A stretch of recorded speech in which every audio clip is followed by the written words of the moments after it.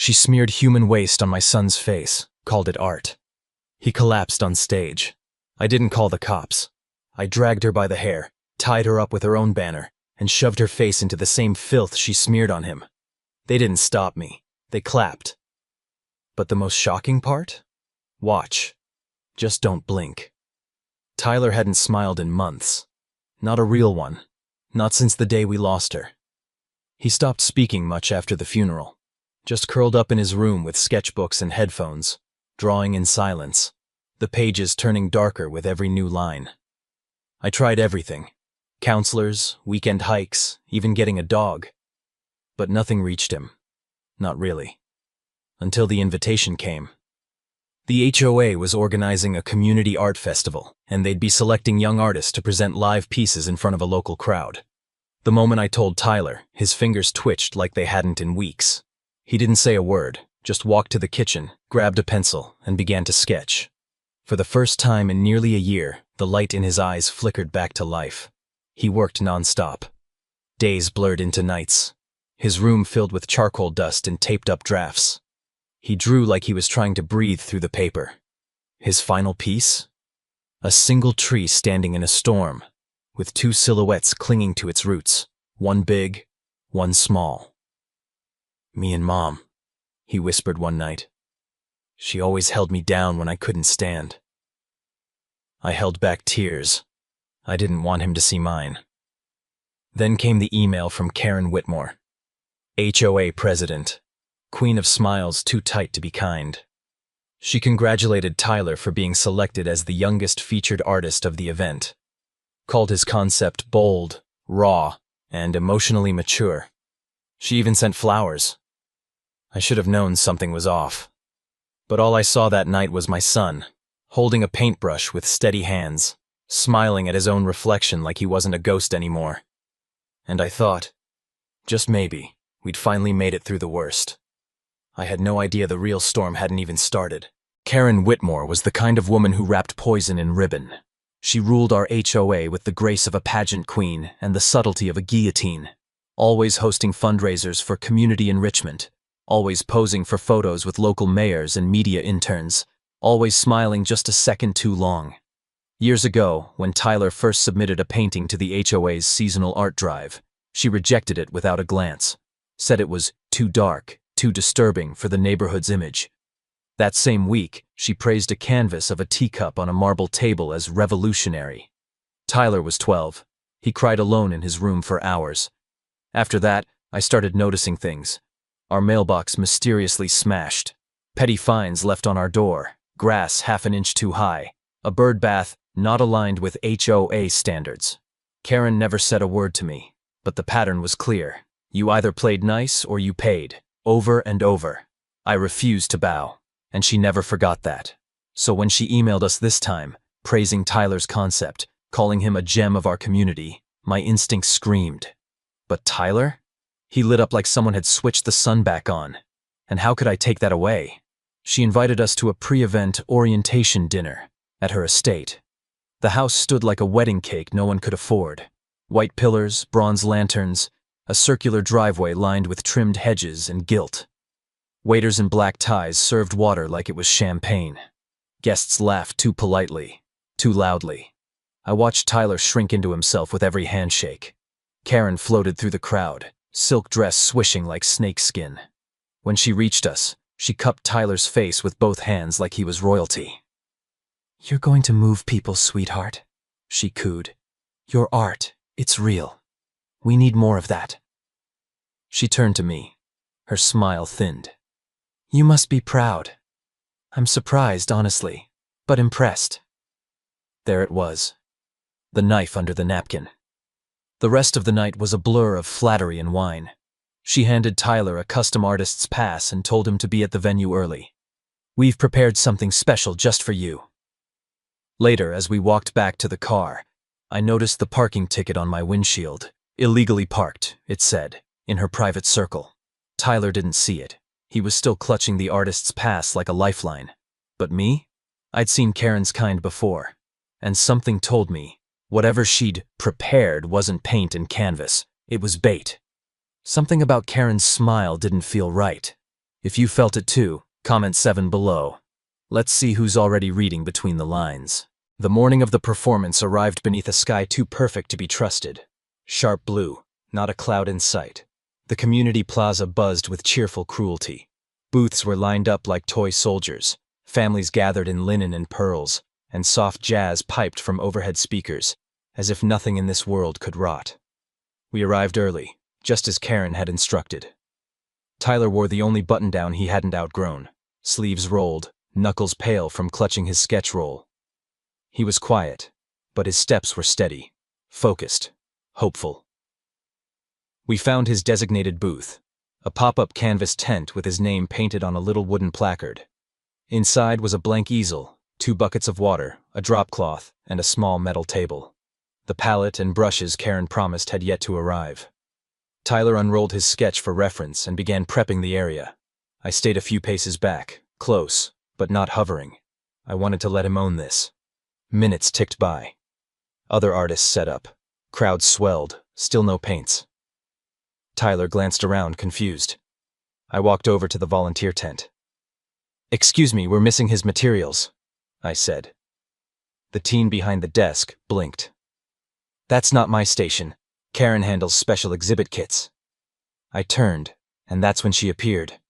Karen, dressed in pale lavender like a church statue, her hair pinned so tightly it looked painful.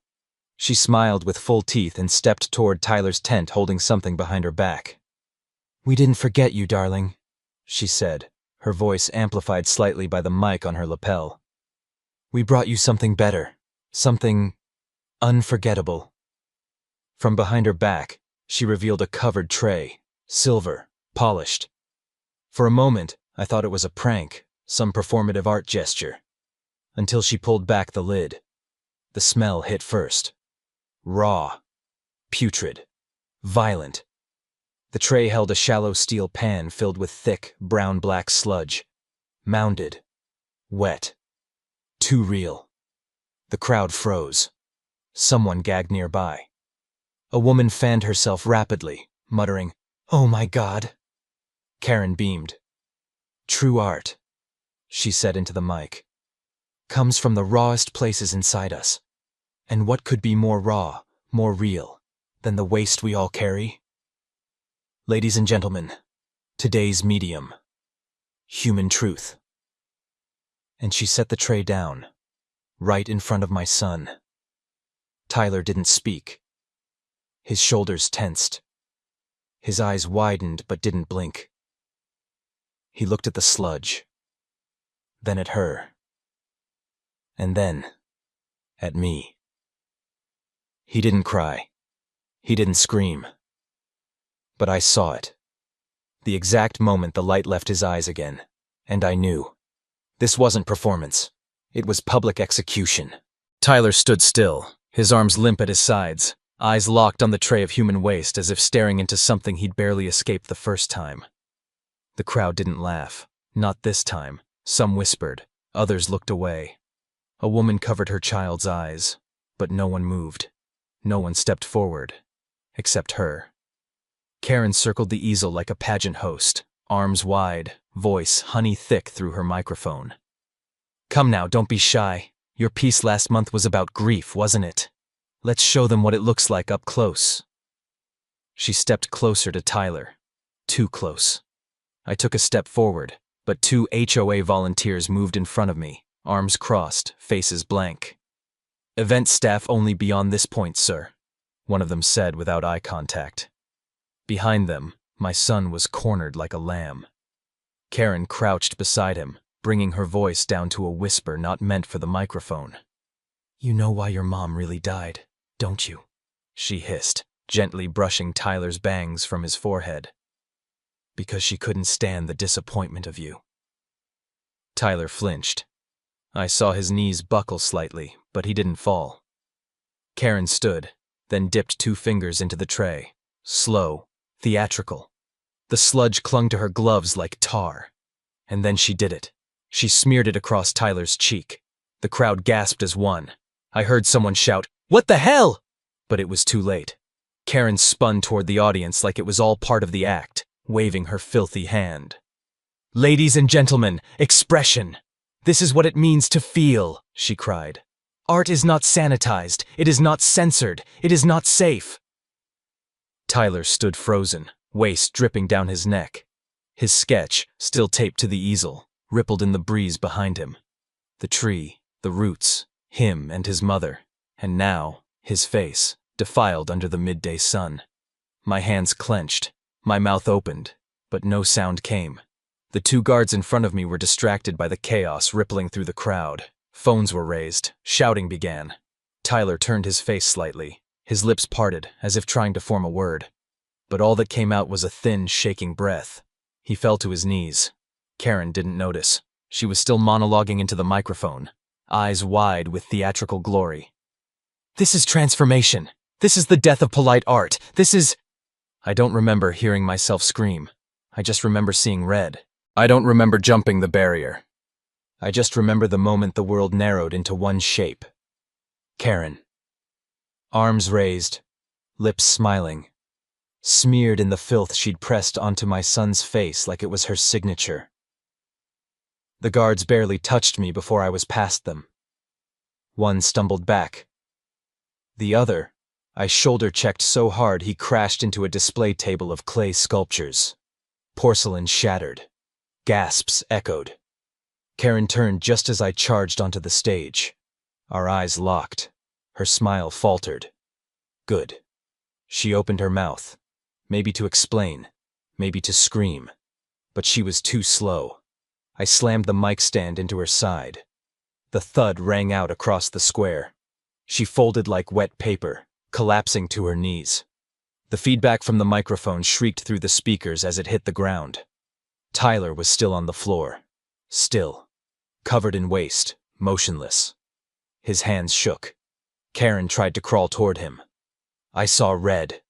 I grabbed the hem of the event banner behind the stage, ripped it down, and wrapped it tight around Karen's arms, yanking them behind her back like binding a wild animal. You think this is art? I growled. Let me show you what pain really looks like. She kicked at me, but her heels found no grip. The stage had turned slick with spilled water, paint, and the filth she'd brought. I dragged her across it. Dragged her like garbage. Like she'd dragged my son's dignity through the sludge. The crowd didn't stop me. Not one voice cried, "Enough!" Phones were up. Some people gasped. Others were clapping. I reached the silver tray, the source of all this. I shoved it closer, tilting it so the foul stench rose with the heat of the afternoon. Karen whimpered. Please. No. I pressed her face to the edge. Then I shoved her in. Face first, waste smeared across her cheeks, into her mouth, up her nose. She shrieked like a dying animal, flailing against the bindings. Her body twisted, but I held her steady, one hand buried in her perfect blonde hair. This is expression, I hissed. How does it feel to be someone's canvas now?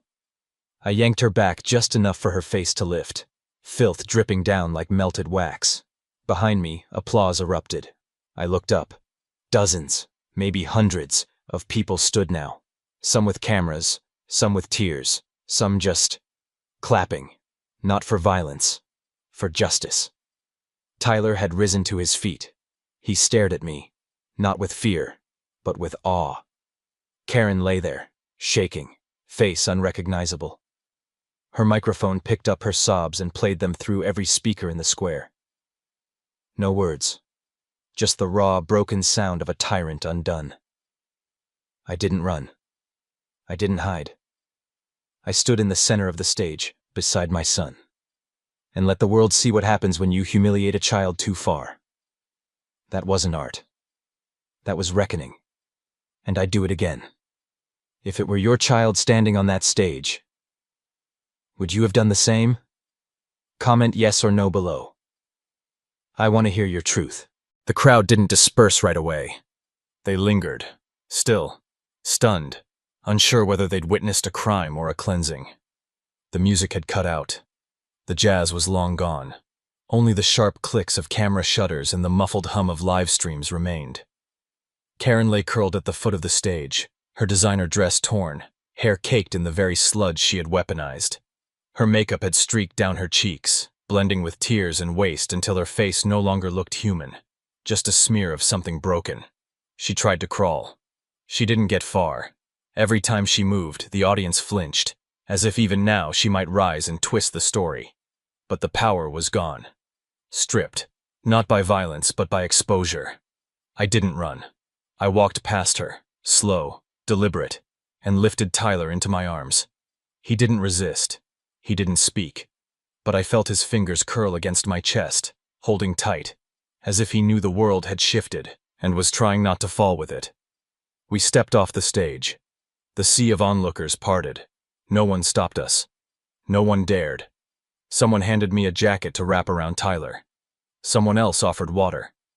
A man whispered, "She had it coming," as we passed. The police arrived 20 minutes later. 2 cruisers. No sirens. One officer approached the stage, saw Karen still sobbing in a fetal position, and called for medical backup. Another officer approached me with measured steps, but when he saw the crowd surrounding us, saw Tyler's state, saw the phone still raised, he didn't reach for cuffs. He simply said, "Sir, we've seen the footage. We're gonna need a statement." By nightfall, the video had spread beyond the neighborhood. 6 angles, 3 TikToks, 2 full-length Facebook Lives. The headlines were brutal. HOA, President smears. Human waste on teen artist. Father enacts public justice in viral live stream. Karen of the year? Some called me a hero. Some called me a criminal. But no one defended her. I sat by Tyler's bed that night as he slept, cheeks freshly washed, the faint shadow of a bandage on his temple. He didn't speak, but his breathing was steady, calm. I watched him rise and fall with each inhale. And I knew the worst had passed, not just for him, for all of us. Karen Whitmore was no longer the president of anything by Monday morning. The HOA board held an emergency meeting behind locked doors and frosted glass. But it didn't matter. The decision had already been made by the court of public opinion, and the internet never needed a gavel. The videos had racked up over 18 million views in just 48 hours.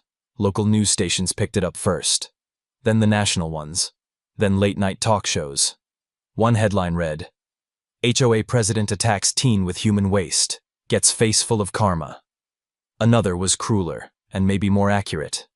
"The Witch of Waste, how one woman lost her kingdom in under 5 minutes." Memes exploded. Edits of Karen's face mid-scream plastered onto famous paintings. One viral soundbite remixed her words, "True art comes from within," over footage of her being dragged across the stage. Her name became synonymous with everything wrong with HOA culture, and that was just the beginning. Sponsors pulled out of every event she'd ever touched. The local arts council removed her from their website, citing conduct that violates our community values. Even the boutique she co-owned downtown hung a sign in the window that read, "Under new management, we do not condone the actions of Ms. Whitmore." Then came the deeper cuts. Karen's personal life unraveled just as quickly. Her husband filed for divorce within the week, filed it publicly. His lawyer's statement was sharp. My client was unaware of the extent of Ms. Whitmore's behavior. Upon reviewing the footage, he was both appalled and ashamed. He is seeking full separation and custody of their assets. Her children removed her from social media. Friends blocked her. HOA members began to leak emails, private recordings, revealing years of manipulation, retaliation, and financial abuse. And just like that, her reign ended. Not with grace, but with disgrace. Meanwhile, Tyler's name spread too, but for very different reasons. The local high school held a rally in his honor. He didn't want to speak, but they asked him to walk across the stage and lift his head. He did. For the first time since the incident, he stood in front of people and didn't flinch. And when he raised one hand in quiet acknowledgement, the entire gym erupted in applause that shook the rafters. Later that night, he turned to me and whispered, "I feel taller." I smiled. "You are." Karen had wanted a performance. She got one. But the artist wasn't her. It was the boy she tried to destroy. And the applause? It wasn't for her. It never had been. The room was white. Not the clean, calming kind of white, but sterile, buzzing, almost too bright. The kind of white that made everything feel artificial. The walls, the light, even the people inside it. Karen Whitmore sat in a corner of the county holding facility, wearing a loose-fitting orange jumpsuit, her knees tucked up against her chest like she was trying to fold into herself. Her platinum hair was gone, shaved clean after a scalp infection from the sludge had turned into a fungal outbreak. A faint pink scar ran from temple to jaw, a gift from her head slamming against the corner of the stage during the scuffle. She hadn't been stitched neatly. No mirror in the room, no need. She hadn't spoken in days. At first they thought she was in shock, then maybe faking, then maybe finally seeing herself for who she really was. But that wasn't it. Karen wasn't broken because of a viral video, or the loss of her HOA throne, or even the lawsuits piling up like dirty laundry from every direction. She was broken because of one moment, a moment captured from 6 different angles, slowed down, analyzed, captioned, shared. Her, on her knees, with her face pressed into the tray she made. Again and again, millions of times, over and over. Played on loop by people who never even knew her name 2 weeks ago. They gave her a court-appointed therapist. Karen wouldn't make eye contact. When asked her name, she didn't respond. When asked if she understood the charges, public humiliation, child endangerment, emotional abuse, she blinked, nodded slowly, and whispered, "They clapped." The therapist leaned in. Who clapped? Karen didn't blink. All of them. Her voice cracked like dry paper. They stood, they smiled, they clapped. Back at the station, officers nicknamed her Echo. She'd repeat phrases from the day of the incident, sometimes in a whisper, sometimes in full voice. True art comes from within. Don't be shy. Please. No. She clapped. She clapped too. They moved her to medical observation. One night, she was found scratching at her own skin, muttering about getting it off. No one knew if she meant the filth or the shame. Maybe both. By the time the indictment came, Karen had no lawyer of her own. No family appeared in court. No friends sat behind her. Her seat in the courtroom was surrounded by silence. And when the judge read her name, she didn't flinch. She didn't speak. She simply looked up toward the gallery, toward the lights above the bench, and whispered so faintly it barely registered on the record. Was it applause or thunder? She was no longer the HOA president. She was no longer Karen Whitmore. She was just inmate number 044395, awaiting trial, watching a loop of her downfall inside her own head. And outside, the world moved on. Tyler started drawing again. I watched him one afternoon by the window, sketching sunlight, not shadows. And in that quiet moment I knew the villain had fallen, but more importantly, the boy had stood back up. The sunlight poured through the living room window like honey, warm, slow, undemanding. Tyler sat cross-legged on the floor, surrounded by soft brushes, real paint, and silence that didn't feel heavy anymore. His hair had grown just a little longer. His posture didn't fold inward like it used to. He hummed now when he worked, low, almost absent-minded, but it was there. He was drawing again, not just for school, not just for therapy, for himself. I stood in the doorway, watching without interrupting. On the canvas in front of him, a familiar shape began to form. A tree. But this time, it wasn't bent in the wind or cracking in the storm. It stood tall, branches spread wide like open arms. And beneath it, not just 2 silhouettes, but 3. A boy, a woman, and someone standing beside them, one arm outstretched, hand resting gently on the boy's shoulder. He hadn't painted me before. Not once. Not until now. He didn't say anything when he saw me watching, just dipped his brush and kept going. I walked to the mantel where the old sketch, the one he had prepared for the HOA event, still hung. Charcoal on canvas. The roots were still deep, still holding, even after everything. I hadn't taken it down. I wouldn't. Not ever. Next to it, I mounted the plaque we'd made together the week before. Simple letters, carved into oak. No one has the right to turn our pain into their performance. He'd smiled when I read it aloud. Outside, the world had moved on from Karen Whitmore. The trial date was set, but few paid attention now. The story had run its course in headlines and hashtags. HOA board members resigned in quiet batches. No one replaced them. The bylaws were rewritten. The fees dissolved. The iron grip she held over this neighborhood was now just a story. Some still whispered when they passed us on the street. Some nodded with quiet respect. A few apologized. But it didn't matter. Not to me. Not to him. That night, Tyler came into my room holding the finished painting. "Can we hang it next to the old one?" he asked. I nodded. We mounted it together, side by side. Storm and sunlight. Then and now. He stepped back, looked at both for a long time, and said, "It doesn't hurt to look anymore." And neither of us said anything else. Because that was enough. The world had seen a man drag a woman's face through filth. But what they didn't see, what they couldn't possibly know, was this. That moment didn't break me. It rebuilt me. Because there's no courtroom, no headline, no sentence that could have spoken louder than what my son gave me with that final brushstroke. Not revenge, but restoration. And that was all I ever wanted. Some stories end with justice in a courtroom. Others end with silence, scars, or forgiveness. But this one? It ended with something more powerful than all of that combined. It ended with a boy, once broken, learning to stand tall again. And with a father discovering that sometimes love means becoming the storm before the calm. What Karen did wasn't just cruel. It wasn't just wrong. It was calculated humiliation, a public stripping of dignity from someone too young to even understand why. And in that moment, when the world watched and stayed silent, a line was crossed. Not because art got messy, not because tempers flared, but because someone mistook pain for entertainment and thought they could get away with it. They couldn't. Not this time. But what matters more than what I did on that stage is what came after. Because real justice isn't just about taking something from the one who hurt you. It's about giving something back to the one who was hurt. For Tyler, that something was space.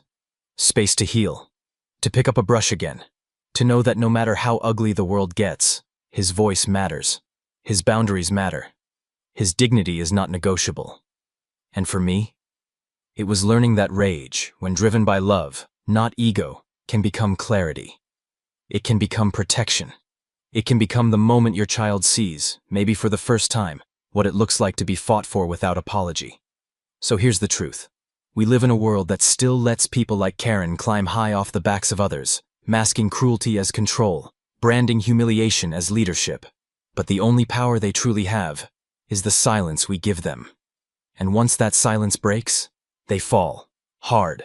Because deep down, even tyrants are terrified of exposure.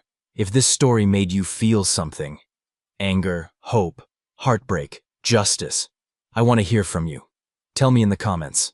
Have you ever seen someone in power cross the line? Did anyone stand up? Would you? Let's have a real conversation down below. I read every one of your comments, and your voices matter more than you know.